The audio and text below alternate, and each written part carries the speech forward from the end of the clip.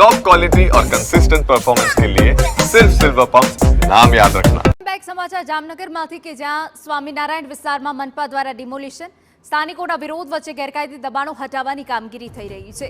વિરોધ કરી રહેલા કોર્પોરેટર રચના નંદાણીયા સહિત 5 લોકોની અટકાયત કરાઈ। વિપક્ષ કોર્પોરેટરની હાજરીમાં સ્થાનિકોએ વિરોધ કર્યો હતો।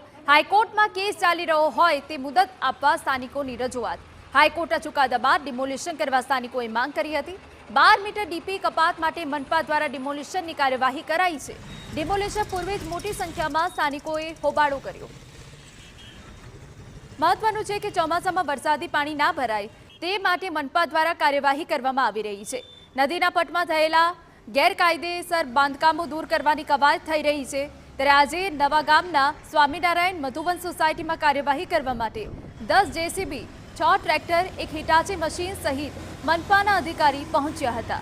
330 ગેરકાયદેસર દબાણકારોને નોટિસ આપ્યા બાદ કાર્યવાહી કરાઈ રહી છે, પરંતુ સ્થાનિકોએ તે પૂર્વે જ હોબાળો કર્યો। વિરોધ વચ્ચે મનપાએ ડિમોલિશનની કામગીરી યથાવત રાખી।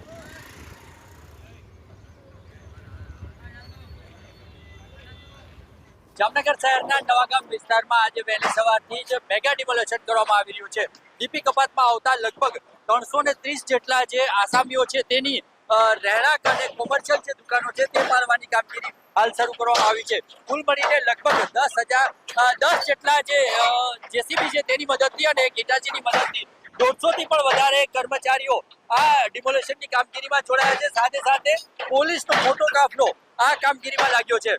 સ્થાનિકો દ્વારા રજૂઆત કરવામાં આવી હતી કે હાઈકોર્ટમાં આ મેટર છે, તેથી 10 તારીખ સુધીની મુદત આપવામાં આવે। અનેક રજૂઆતો કરી હતી, પરંતુ તંત્ર દ્વારા તેની રજૂઆતો ન સાંભળીને જે કેટલાક સ્થાનિકો છે, સ્થાનિક કોર્પોરેટર છે રત્નાબેન નંદાણીયા, તેના સહિત 5 લોકોની અટકાયત કરી ત્યારબાદ આ મેગા ડિમોલેશનની કામગીરી શરૂ કરવામાં આવી છે।